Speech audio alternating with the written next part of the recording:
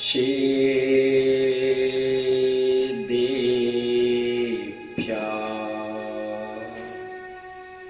तिहुवैडतिलयं दैवं वन्दिता तिहुवैडिन्दे परिपुष्यम्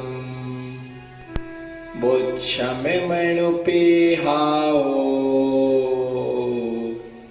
भवियचनानंद जैनेणी हो।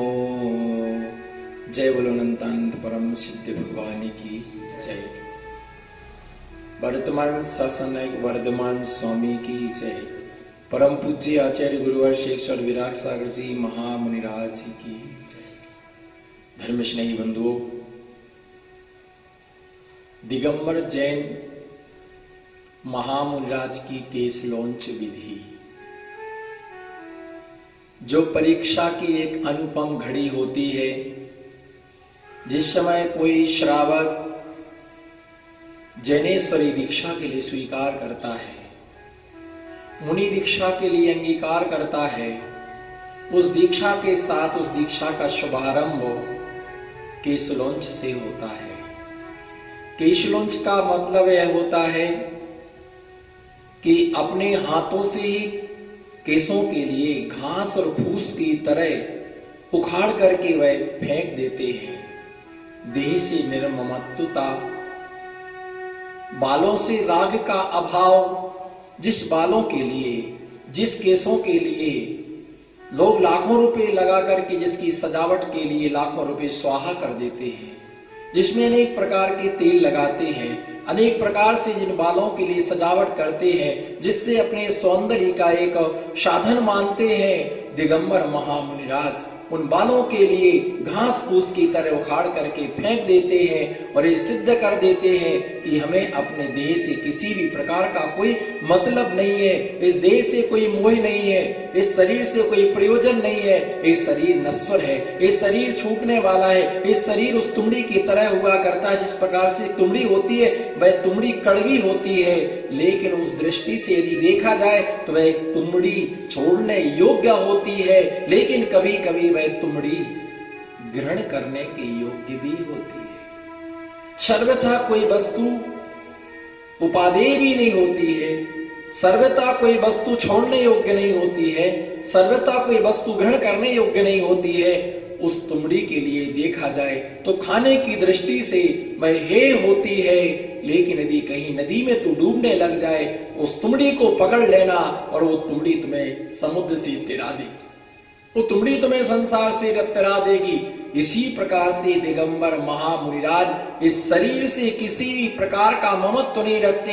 ये शरीर उस तुमड़ी की तरह हुआ करता है, राग की दृष्टि से शरीर हे हुआ करता है, लेकिन धर्म ध्यान की दृष्टि से ये शरीर उपादेय हुआ करता है। शरीर के बिना धर्म की साधना नहीं होती है। कि श्लोक जब दिगंबर महामुनिराज किया करते हैं, उस समय देखने वाले दंग रह जाते हैं, सुनने वाले दंग रह जाते। किसी को बताया जाए कि दिगंबर महामुनिराज अपने बालों के लिए नीचे निकाल करके फेंक देते हैं, तो दुनिया के लोग ओठों दांतों तले अंगली दबाकर के रह जाते हैं। विशेष बात यह है, लोग कहा करते हैं, लोगों का ऐसा मानस है, लोगों का ऐसा चिंतन है, लोगों ने ऐसा मान करके रखा कि दिगंबर महामुनिराज केस लॉन्च करते हैं, उन्हें केस लॉन्च करने का अभ्यास हो जाता है। बेअस तपस्या साधना चारित्र से एक वो शक्ति जागृत हो जाती है, जिस शक्ति के सामने सारी शक्तियां नतमस्तक हो जाया करती है। एक श्रावक ने आकर के कहा कि महाराज राख लगाने से बाल कमजोर हो जाते हैं। एक श्रावक ने कहा कि राख लगाने से बाल कमजोर हो जाते हैं। मैंने उस श्रावक के लिए जवाब दिया कि भाई तू भी लगा करके केस लॉन्च कर, तेरे भी बाल कमजोर हो जाएंगे। नहीं नहीं महाराज, आपको अभ्यास है। मैंने कहा तेरे को भी अभ्यास हो सकता है भैया, ये ध्यान रख करके चलना, मुनियों का धर्म, मुनियों का मूल गुण एक ग्रस्त नहीं कर सकता है। इस शेरों का धर्म है, गधों का धर्म नहीं है। बाल को उखाड़ना अलग बात है, बाल को उखाड़ना अलग बात है और केसों का लोंचन करना अलग बात है। बाल जब कटते हैं, बाल जब कटते हैं उस दिन श्रावक 10 बार खाता है, दिन भर खाता है। लेकिन जिस दिन साधु केशलौंच करता है उस दिन साधु उपवास रखता है। श्रावक के बाल जब कटते हैं वो लातों में जाते हैं। श्रावक के जब बाल कटते हैं वो लातों में जाते हैं और साधु के केशलौंच लाखों में जाते हैं। साधु के केशलौंच लाखों में जाते हैं, बोली लेकर के जाते हैं।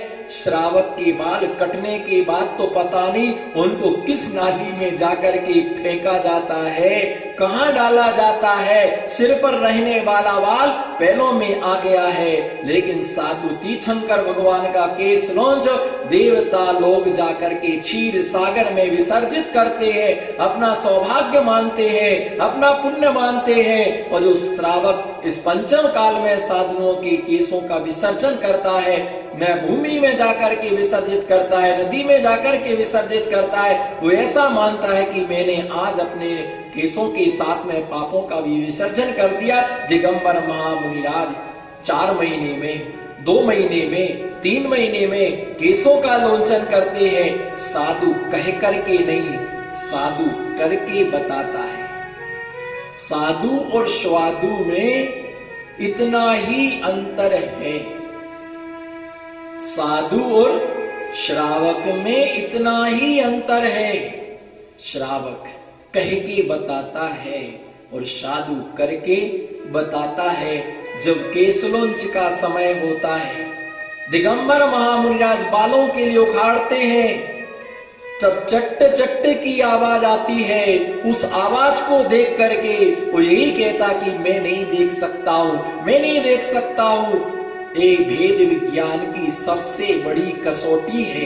भेद विज्ञान की सबसे बड़ी कसौटी है कि शरीर अलग है और आत्मा अलग है। जो भी देखता है, देख करके दिगंबर महामुनिराज के चरणों में नतमस्तक हो जाया करता है। इस विधि के लिए निश्चित ही कोई साधु अपने कमरे के अंदर कर लेते हैं, कोई साधु जन समूह में करते हैं, कोई साधु पेड़ के नीचे करते हैं, कहीं ना कहीं बैठ करके साधु इस क्रिया के लिए संपादित करते हैं और यह सिद्ध करते कि हमारी आत्मा के अंदर वो अनंत शक्ति है। आत्मा के अंदर अनंत शक्ति है। तू ना पहचान सका, अज्ञानता के कारण से राग में दौड़ पड़ा। जहां पर बालों का खींचना होता है वहां कष्ट होता है, और जहां पर केशलौंच होता है वहां पर आनंद होता है। अरे दुखी क्यों होता, परेशान क्यों होता?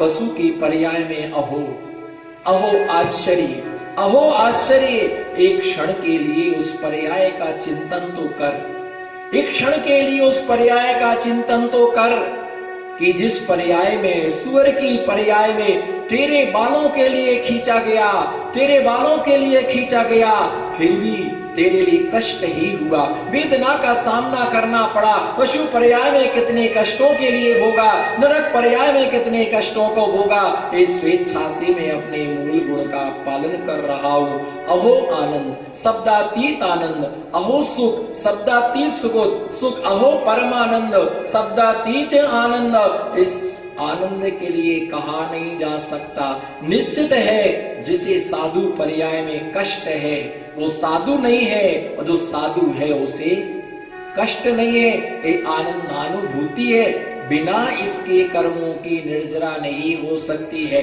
यदि किसी का अदालत में केस चलता है, जब तक वो निपट नहीं जाता तब तक वो सुखी नहीं होता है। इसी प्रकार से जब तक ये केस चलते हैं तब तक सुखी नहीं होते हैं, और जैसे केस लॉन्च हो जाता है तो अलग आनंद की अनुभूति हुआ करती है। 4 महीने में केस लॉन्च क्यों? प्रश्न यह उठता कि 4 महीने में क्यों, 6 महीने में क्यों नहीं, 8 महीने में क्यों नहीं? बाल से मोह ना करें, 6 महीने में भी केस लॉन्च कर सकते हैं, 8 महीने में भी केस लॉन्च करते नहीं, 8 महीने में नहीं, 5 महीने में नहीं, 4 महीने के अंदर ही करने का नियम होता है। जिनेंद्र भगवान का सबसे पहला नियम, जिनेंद्र भगवान का उपदेश। दूसरा नियम, आचार्यों की आज्ञा।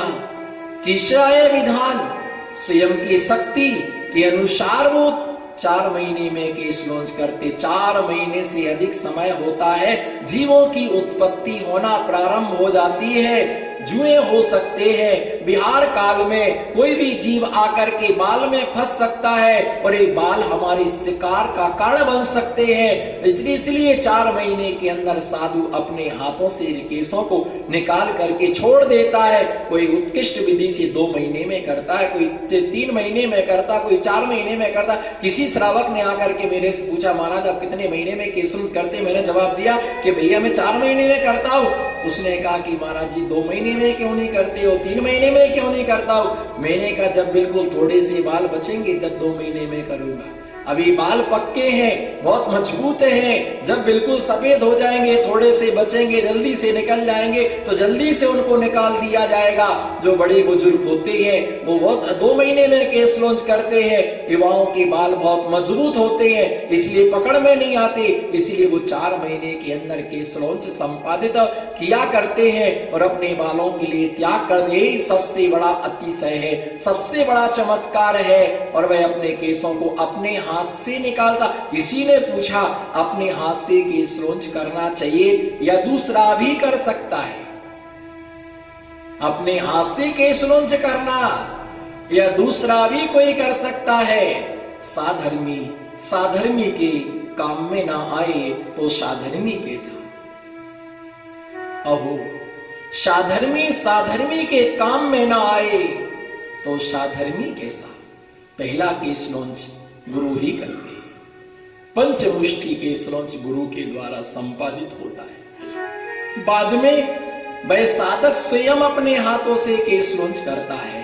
यदि स्वयं के हाथों से संभव ना हो सके तो किसी धर्मात्मा से, अपने गुरु भाइयों से केस लॉन्च के लिए संपादित करता। तो उसने पुनः प्रश्न पूछा कि महाराज श्री, जो केस लॉन्च करते हैं, जिसका केस लॉन्च हो रहा है उन्हें ही उपवास करना पड़ता है या जो केस लॉन्च सहयोग कर रहा है उसे भी उपवास करना पड़ता है?